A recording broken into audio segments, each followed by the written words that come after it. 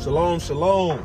In today's video, man, I'm gonna tell you why some people don't want your light shined on their darkness. Let's talk about it.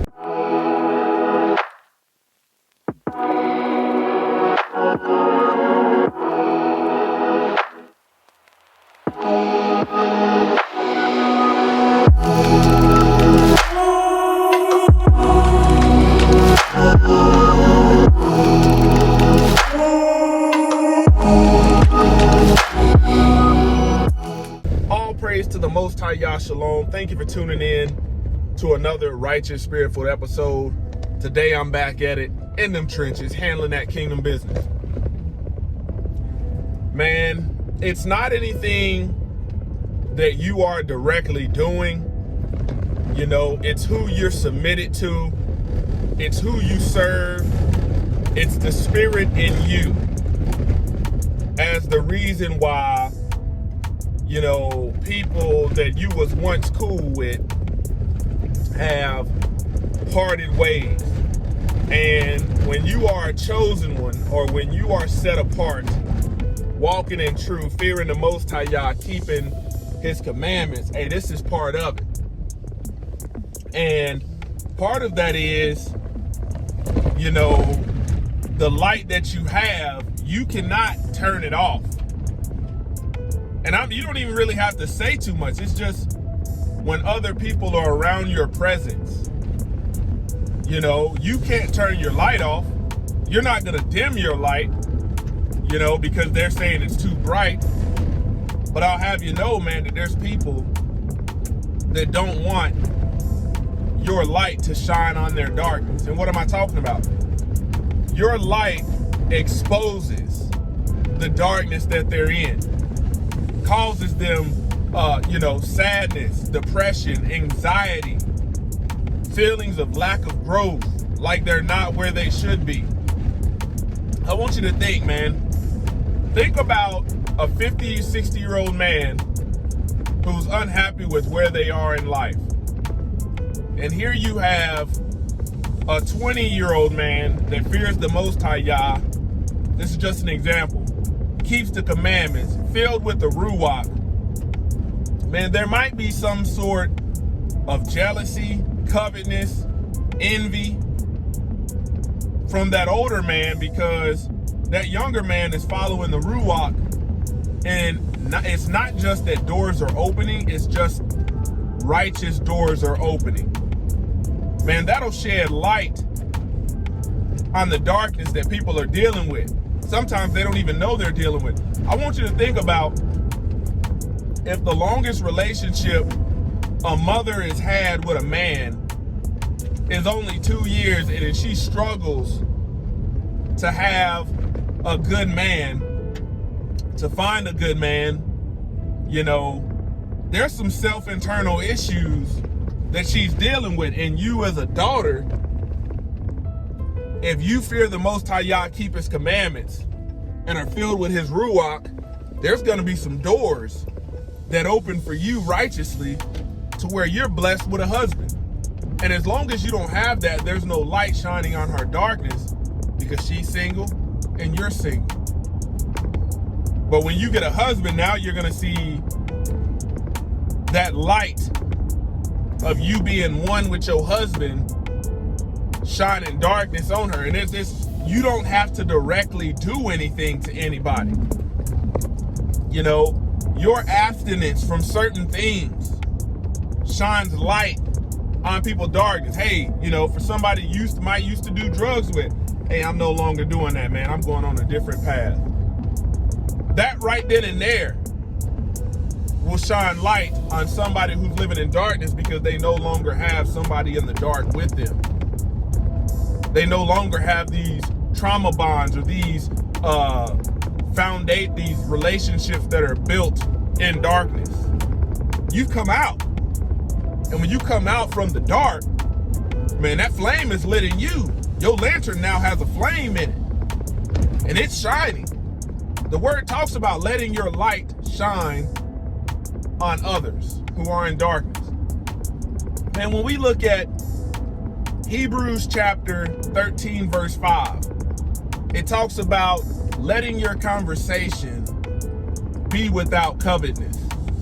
It says, be content with what you have. Okay? Man, one way your light can shine darkness, one way your light can expose somebody else's darkness is you can be sitting up here eating a pack of peanut butter crackers and just be filled with joy, filled with peace, gratitude, thankful. And somebody else is looking at that same pack of peanut butter crackers, ungrateful. You in that moment, your joy is what exposes their darkness. You got somebody out there riding around in an old raggedy pickup truck. Stereo barely works, but they in there vibing, happy. Truck 20 years old, paid off. Meanwhile, if you're friends with somebody who is ungrateful and not content, man, you're dealing with somebody who's got a 6-month-old car, meaning it's still pretty much brand spanking new, latest edition. But you know what? By you being in that pickup truck, rusty, need a paint job, no rims, you just got hard steel hubcaps, and being filled with joy, man, that shines so much light on their darkness. And when these people leave from around you, man, they sit back and ponder, how the heck is this dude or this woman so content in life? It doesn't mean that you don't want better in life. It's just the fact that you're content. How are they so content, but yet I've got all of this and I'm not? You see what I'm saying, man? When you get filled with that ruach, man, there is a contentness that comes. Man, I don't give a dang if I eat beans and cornbread for dinner. I'm gonna be happy. I'm gonna be like, man, this is off the chain. Because that contentment comes from a place of knowing, man, you could be at a point where you don't even have this for the moment. Man, we gonna rejoice, give all praise to the Most High Yah. And you got people looking at beans and cornbread as if they call it a struggle meal. Oh, this is a struggle meal, oh, this is a slave meal. Oh, I can't eat this. Just ungrateful.